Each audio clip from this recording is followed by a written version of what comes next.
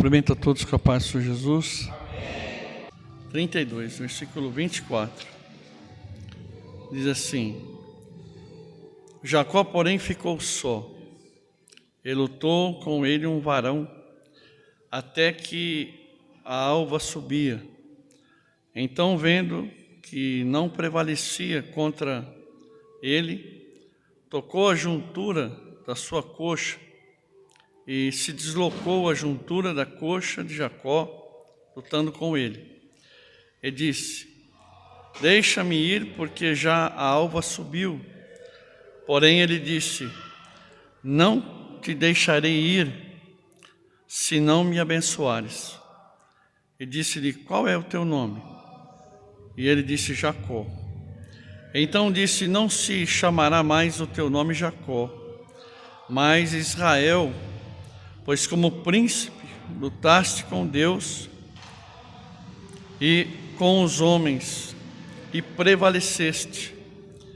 E Jacó lhe perguntou e disse: Dá-me, peço-te, a saber o teu nome. E disse: Por que perguntas pelo meu nome? E abençoou-o ali. E chamou Jacó o nome daquele lugar Peniel, porque dizia: Tenho visto a Deus face a face, e a minha alma foi salva. E saiu-lhe o sol, quando passou a Peniel, e manquejava da sua coxa. Amém? Amém. Glória a Deus. Senhor Deus e Pai, em nome do Senhor Jesus Cristo, teu Filho, nós te louvamos e te engrandecemos, ó Deus, por esta palavra, e nós te pedimos, Deus, só venha nos ajudar. Tu sabe que nós precisamos que o teu Espírito Santo nos guie, nos abra o entendimento. Abençoa, Pai, em nome de Jesus. Glorifica o teu nome, Pai, o que pedimos e te agradecemos. Amém. Irmãos, poder sentar. É um texto bastante conhecido de todo mundo, né? Jacó também é uma figura muito conhecida de todos nós, né? Jacó, ele nasceu pendurado tinha um irmão gêmeo, né, que nasceu um pouquinho antes dele, e ele nasceu pendurado no calcanhar dele, querendo passar na frente do irmão, e por causa disso ele recebeu esse nome de Jacó, que traz a ideia de suplantador, de enganador, né? Jacó sempre demonstrou aí uma personalidade, um caráter não muito bom, né? Isso já vem de família, que a mãe dele também o ajudou a enganar o seu pai. Depois ele teve que fugir para a casa do seu tio Labão, que também era outro camarada que também tinha um mau caráter, né? Você vê que Jacó, ele era uma pessoa que demonstrou ter um caráter não muito bom em alguns momentos, onde, por exemplo, ele foi oportunista, né? Quando seu irmão chegou lá cansado e ele estava fazendo lá um guisado, e ele se mostrou oportunista, né? Ele fez o seu irmão fazer um juramento, trocando a primogenitura dele por aquele guisado. E em outros momentos, né? Como quando ele enganou seu pai, né? Tentando se passar pelo seu irmão. Então, um homem que ele tentou atropelar Deus, ele tentou agir, né? Ajudando, vamos dizer assim, ajudando a Deus, tentando apressar aquilo que ele tinha. É interessante que por causa dessas tramóias dele, ele teve que sair fugido, né? Porque o seu irmão ameaçou de morte, e no caminho ele se encontra com Deus. No caminho ele vai dormir em cima de uma pedra, e ele tem uma visão, onde ele vê o Senhor em cima de uma escada muito alta, e o Senhor fala para ele que aquele lugar onde ele está deitado era promessa para a vida dele. Mas mesmo ele tendo esse encontro, mesmo ele tendo conhecimento dessa promessa, nós podemos dizer que Jacó já era crente, né? Nasceu num lar de crente, ele já né, do crente Abraão, ele já conhecia, já sabia da promessa, ele já conhecia Deus através dos seus pais, e mesmo assim ele ainda continuou vivendo, meio que tentando levar vantagem em tudo, né? E chega um momento que é o momento dele voltar, né? É o momento dele voltar. E é sobre isso que eu quero falar. Porque nesse retorno de Jacó, com toda a sua família e tudo aquilo que com muita dificuldade ele conquistou, porque ele enganou, também foi enganado, da mesma maneira que ele, né, trapaceou, ele também foi trapaceado. E a gente vê que não adianta, que tudo que a gente vai plantando a gente acaba colhendo.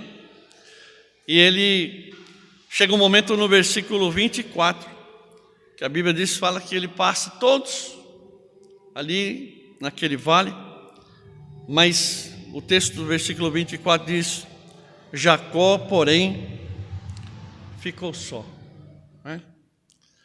E tem momento que a gente precisa ficar só, né? Tem momento que é esse momento que a gente precisa ficar a sós com Deus. Eu já falei um pouco outro dia sobre isso, mas essa palavra aqui, ela me tocou muito, porque é um momento onde Jacó agora, ele vai lutar com um homem, que depois o texto vai revelar que aquele homem de alguma maneira era Deus, tentando ensinar alguma coisa ali para Jacó. Ele luta, o texto diz aqui que ele luta a noite toda, né? Isto fala de perseverança, isso fala de persistência, né? Deus nos encoraja a persistir, nos encoraja. Isso fala de oração, isso fala de você estar lutando com Deus ali a noite toda. Com certeza Deus ali queria ensinar alguma coisa, né? E à medida que nós vamos lutando, à medida que nós vamos avançando, que nós vamos mesmo em meio às dificuldades, às adversidades, não é? Aquela luta, aquela peleja, mas ele ficou a noite inteira ali pelejando, ele não desistiu, ele não desanimou. Então às vezes nós estamos passando uma luta terrível, estamos passando uma dificuldade. Se for perguntar aqui, todo mundo aqui tem luta, a gente está passando uma prova em várias áreas da nossa vida, mas Deus sempre nos impulsiona a gente está persistindo, a gente continuar lutando, a gente continuar agarrado com Ele, porque Deus, Ele vai, através disso, Ele vai de alguma maneira, Ele vai nos abençoar, não é? À medida que nós vamos lutando, nessa luta, o nosso caráter ele vai sendo amadurecido, o nosso caráter vai sendo mudado, o nosso caráter vai sendo transformado, não é? Louvado seja o nome de Jesus. E Jacó, ele precisava desse encontro, não somente com Deus, mas Deus sabia que ele também precisava de um encontro com ele mesmo. No versículo 27 aqui, nós vemos Deus perguntando para ele: qual é o teu nome? Qual é o teu nome? Então, ele já tinha ouvido esta pergunta, quando ele coloca uma vestezinha de cordeiro, uma pelezinha, porque o irmão dele era peludo, e ele coloca uma pelezinha, ele coloca um perfuminho do irmão, coloca uma roupinha, ele se veste, ele chega no pai, e o pai está cego, já meio cego, já está velho, já está... E é que ele fica desconfiado, né? Parece que a voz parece que é de Isaú, mas o cheiro é do Isaú, a voz parece que é... Como é teu nome? Disse: o meu nome é Isaú. Ele mentiu para o pai. Deus sabia quem era Jacó. Todo mundo sabia quem era Jacó. Ele precisava saber quem era ele. Tem um momento que ele precisava se encontrar com Deus e reconhecer quem era ele.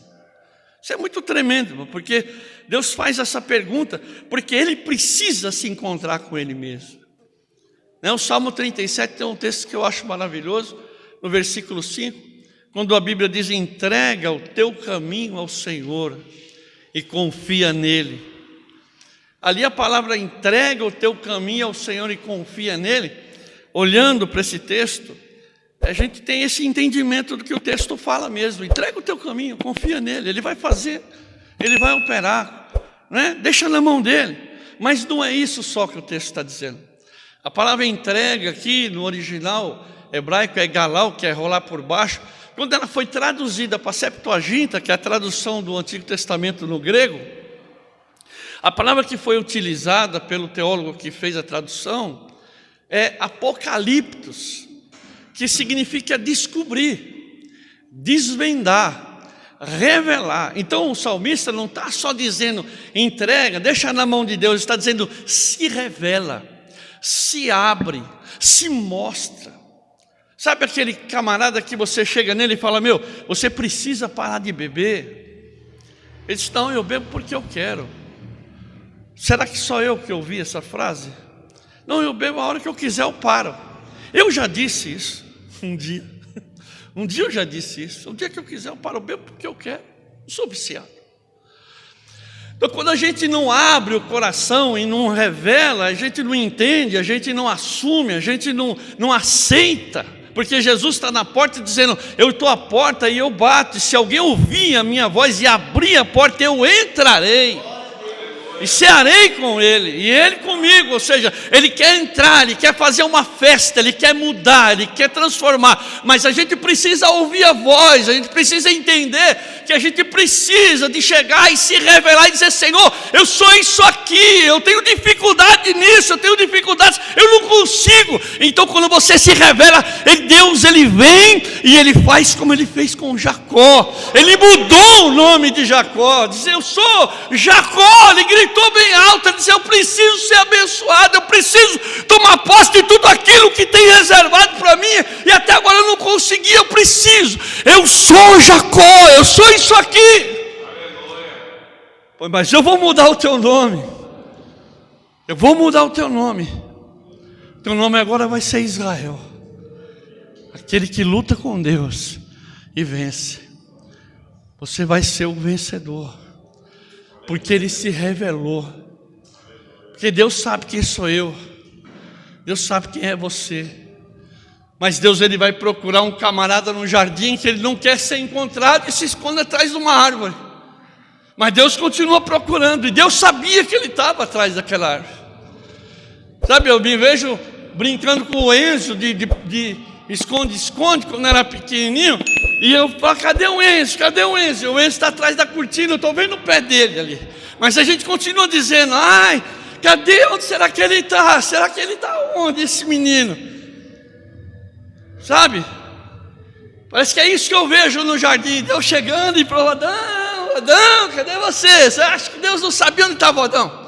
Você acha que Deus não sabia onde que ele estava, o que ele tinha feito? Mas ele queria ouvir do Adão. Ele queria que o Adão sorrisse atrás da árvore e dissesse para ele: só não é que você fez o que eu mandei você não fazer. Ele precisava de ouvir, ele precisa de ouvir. Tem um momento que a gente precisa de reconhecer. Ele falou: eu sou Jacó.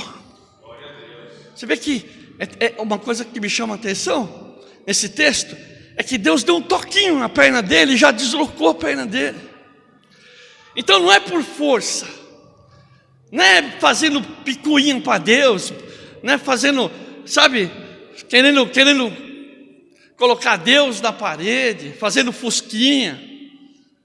Não é assim. Deus não pode ser derrotado pela força, mas Ele se deixa vencer quando nós aquebrantamos o nosso coração na sua presença. Isso eu achei lindo, esse pensamento. Ele não pode ser derrotado pela força, mas ele se deixa vencer por um coração quebrantado, pela nossa oração, por nosso clamor. Eu sou Jacó, eu preciso mudar. E Deus muda o nome de Jacó. E o nome, na tradução de Israel, é muito importante. O nome fala muito sobre quem é, sobre o caráter, sobre o destino de uma pessoa. Ele mudou o nome de Abraão, Ele mudou o nome de Sara, Ele mudou o nome de Pedro. Ele quer mudar o meu nome, Ele quer mudar o nosso nome. Ele quer mudar a nossa identidade. E eu acho que uma coisa que é muito interessante aqui nesse texto é no versículo 31, onde eu tiro um tema para essa mensagem. Porque a Bíblia diz que quando ele sai desse encontro, ele sai mancando de uma perna. E a gente entende que ninguém que se encontra com Deus pode continuar andando da mesma maneira. Ninguém que se encontra verdadeiramente com Deus, que tem um encontro verdadeiro com Deus, que se revela para Deus, ele pode sair desse encontro andando do mesmo jeito. Deus, ele vai deixar uma marca em você. Oh, glória. E aí eu vou lá para o Salmo 1, onde a Bíblia fala que agora Jacó ele vai entrar, não mais pela vontade dele. Agora Jacó não vai mais fazer segundo aquilo que ele acha, mas agora ele vai entrar pelo caminho da vontade de Deus. O processo agora vai ser diferente. Agora Deus vai estar guiando Jacó. E o Salmo, ele começa dizendo que bem-aventurado é aquele que não anda mais segundo o conselho de ímpio. Ele vai mudar o seu caminho. Ele vai mudar a forma que ele anda agora. Ele começa sendo chamado de bem-aventurado, porque tem o seu prazer na lei do Senhor, porque tem o seu prazer em fazer a vontade de Deus, porque tem o seu prazer naquilo que Deus apresenta, no plano que Deus apresenta, no projeto que Deus apresenta através da sua palavra. Bem-aventurado. A palavra bem-aventurado, ela significa feliz, não é? Feliz. Quando nós nos encontramos com Deus, então nós aceitamos o querer de Deus na nossa vida, nós passamos a ser chamados por Deus de bem-aventurados, de feliz. E veja bem que ser feliz não é a mesma coisa que ser alegre. O fato de eu estar às vezes triste não significa que eu não seja uma pessoa feliz. E o fato de eu estar dando risada sozinho não significa que eu seja uma pessoa feliz. Tem muita gente que está dando risada, está gozando dos prazeres desta vida, mas não encontrou a verdadeira felicidade. Tem um buraco na alma do tamanho de Deus, que precisa ser preenchido. Mas nós muitas vezes estamos passando por momentos terríveis. E isso nos deixa triste, abatido, às vezes até desanimado por um pouco de tempo, mas nós temos esta bem-aventurança, nós temos esta alegria tem um nome, esta palavra, ela se fez carne e habitou no meio de nós, esta palavra vive em nós através do seu Espírito Santo, louvado seja o nome de Jesus. E a Bíblia diz que aquele que tem o prazer nesta lei, o prazer de andar agora com Deus, a Bíblia fala aqui que ele, no versículo 3, ele é como uma árvore plantada. Isso fala de estabilidade, isto fala de firmeza. Jesus disse: sobre esta pedra edificarei a minha igreja, e as portas do inferno não prevalecerão contra ela. Nós não estamos firmados em outro lugar senão na rocha que é Jesus. Árvore plantada, oh glória, não é? Crente que se encontra com Deus, ele tem estabilidade.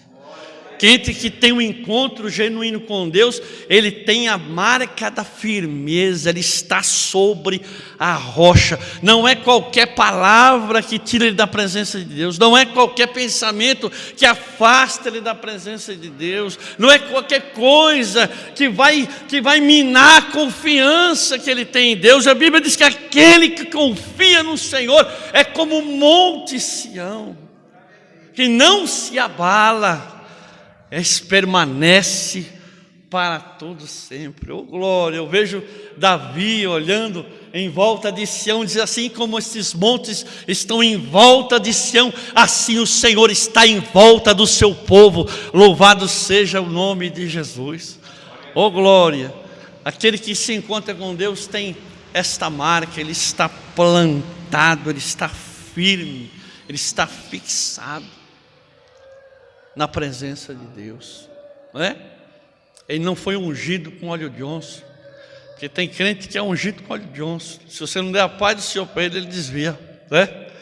Ele é até cheiroso, porque o óleo de onça é cheiroso, mas ele não tem firmeza, né?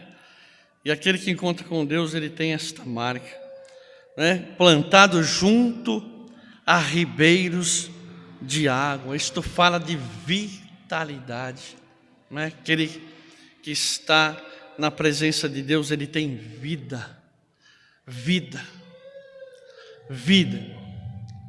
Tem muita gente que às vezes até está indo à igreja, mas não tem vida, não tem alegria. Às vezes você cumprimenta o irmão no ombro: Pai do Senhor, passou, não passou, é paz do Senhor, não é passou. A pessoa às vezes não tem vida, a pessoa está ali, ela está anêmica, ela está abatida, ela está sem vida espiritual, não é? Mas uma planta, minha mulher gosta muito de planta, né? Eu vejo lá ela mexendo sempre nas plantinhas, e você vê que uma planta, você coloca ela num vaso, se você daqui a pouco você tira do vaso e coloca em outro vaso, e daqui a pouco você tira daquele outro vaso e coloca em outro vaso, ela não vai demorar muito, ela vai morrer, não é? Ela vai morrer. Ela não tem condição de criar raiz, de se fortalecer. Então, tem pessoas, como Paulo disse, que são levados por qualquer vento de doutrina, que estão todo o tempo sendo levados para lá e para cá por pensamentos. Como diz o próprio Paulo, existem muitas vozes desse mundo, e a gente precisa ter discernimento, a gente precisa ter entendimento, a gente está firmado nesta palavra, a gente tem que estar plantado, e a gente tem que estar com os pés sobre esta rocha, não é? Junto a estas águas.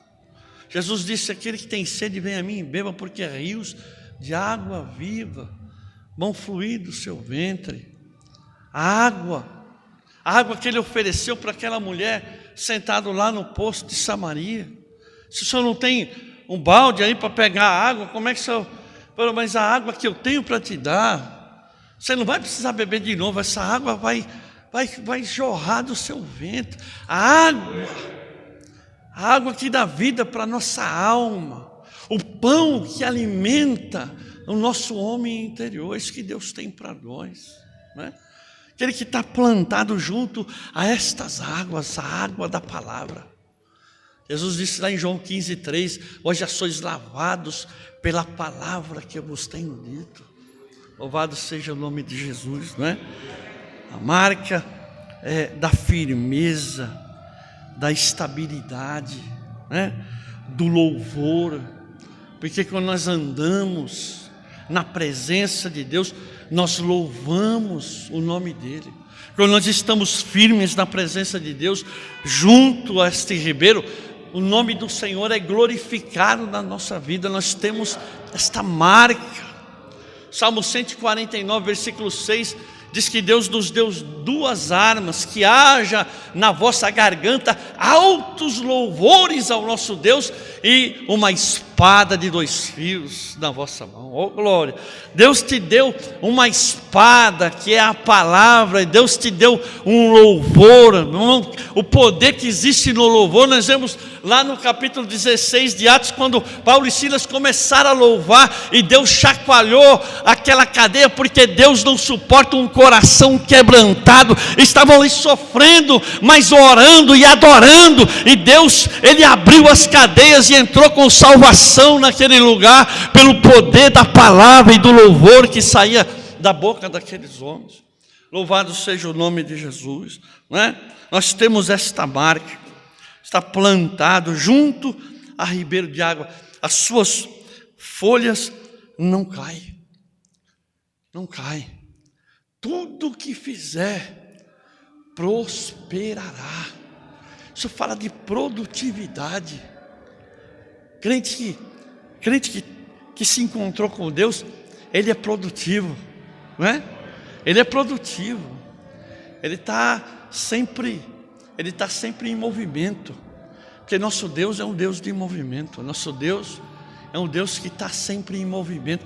E o crente que é cheio de Deus, ele está sempre se movimentando, ele está sempre compartilhando, ele está sempre estendendo a mão, ele está sempre procurando ajudar, ele está sempre tentando fazer alguma coisa para o engrandecimento do reino, né? Deus, ele nos transformou. Deus, ele nos mudou.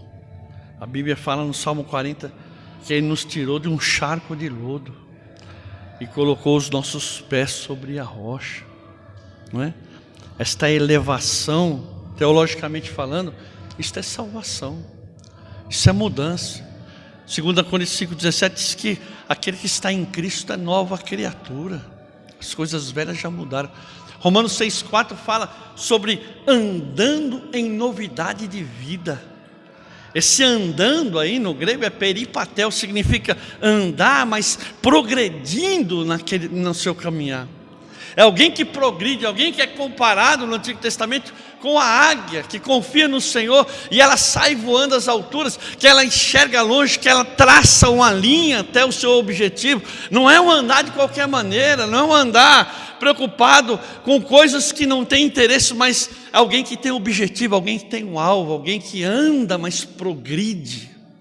Sabe, tem gente que a gente às vezes conhece, que a gente encontra há 10 anos que não via e você encontra e ele está do mesmo jeito.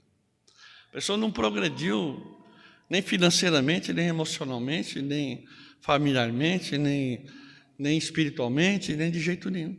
Passa 5 anos, passa 10, passa 20, aquela pessoa está do mesmo jeito, com a mesma conversa, com os mesmos problemas, com as mesmas dificuldades.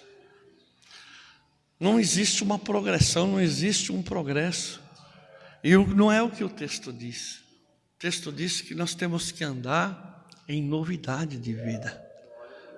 Em novidade. Quem anda com Cristo é nova criatura. Deus tem coisa nova.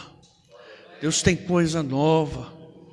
Quando nós estamos com Cristo, Deus abre os nossos olhos para nós enxergarmos diferente. Quando nós vemos um problema, em vez de fofocar, a gente ajuda, em vez de julgar, a gente estende a mão. Nós recebemos uma nova visão, uma visão de Deus. O encontro traz a nós, aqui o texto diz, a verdadeira prosperidade. Tudo o que fizer prosperará. Tem muita gente pregando aí prosperidade por aí. Mas a verdadeira prosperidade eu vejo na vida de José, não é? Que não tinha nada, estava lá como empregado, como um escravo, não é? Mas aonde ele colocava a sua mão, a Bíblia diz que Deus prosperava, porque Deus era a prosperidade de José. Meu irmão, você pode ter o que você quiser aqui nesse mundo, mas se não tiver a presença de Deus, você não tem coisa nenhuma. Nesse mundo você pode conquistar tudo, e a Bíblia diz, você pode ganhar o mundo inteiro, mas o que você pode dar em troca da tua alma? Você vai chegar para Deus com o mundo nas costas e falar, Deus, te dou o mundo, você me dá. O mundo é meu e todos que estão nele também são meus. Você vai dar o que para Deus em troca da tua alma? Não é? Nós podemos, como lá em Lucas capítulo 12, né? Versículo 20, 21, onde aquele homem sai na porta da sua casa e ele olha aquela fazenda bonita, cheia de fruto, fala, nossa, que bênção, quanta prosperidade, o que eu vou fazer com tanta coisa? Eu já sei, eu vou derribar meus celeiros, vou fazer outros maiores, guardarei em depósito e direi para minha alma agora, bebe, folga, regala-te. E Deus fala lá do alto, fala para ele, louco, esta noite pedirão a tua alma, E o que tens ajuntado, para quem será? Ele esqueceu que tudo aquilo não era dele. Nós somos só mordomos daquilo que Deus permite que nós conquistamos aqui. Ele esqueceu que o dia de amanhã não era dele. Bebe, folga. Ele não sabe nem se amanhã ele vai estar vivo. Tiago diz: não diga amanhã farei isto, faremos. Diga, se Deus permitir, se nós estivermos vivos, então faremos isso ou aquilo. Porque Deus é quem está no controle de tudo. Ele se esqueceu. Tem muita gente que anda tão perdido nesse mundo, preocupado com tantas coisas, mas não tem nada melhor do que estar na presença de Deus. A verdadeira prosperidade é estarmos na presença do nosso Deus. Deus, Ele nos garante, né? Salmo 37 mesmo, no versículo 24, no versículo 23 diz que os passos de um homem bom são confirmados pelo Senhor, Ele tem deleite no seu caminho. No versículo 24 diz que ainda que ele caia, não ficará prostrado, porque o Senhor sustenta com a sua mão. E no versículo 25 ele disse: eu já vi, não é? Eu já fui moço e hoje sou velho, mas nunca vi um justo desamparado, nem a sua descendência mendigar o pão. Oh glória, oh glória. Deus, Ele tem prosperidade para aquele que está na sua presença. Amém? E uma última coisa que nós precisamos, que nós entendemos, que aquele que está com Deus, ele tem. O texto diz aqui: não são como os ímpios, mas são como a moinha que o vento espalha, pelo que os ímpios não subsistirão no juízo, nem os pecadores na congregação dos justos, porque o Senhor conhece o caminho do justo, mas o caminho dos ímpios perecerá. Isso fala de testemunho, meu. Ele não vai subsistir no juízo. O Senhor conhece. Isso fala de testemunho. Aquele que está com Cristo, ele precisa ter testemunho. No Salmo 40 ele diz: muitos verão, não é? Ele colocou os meus pés sobre uma rocha, colocou um novo cântico na minha boca e um hino de louvor ao nosso Deus. Oh glória! O verdadeiro louvor, ele vem do céu. Um hino de louvor. Ele colocou um hino de louvor na minha boca, para que o nome dele seja glorificado.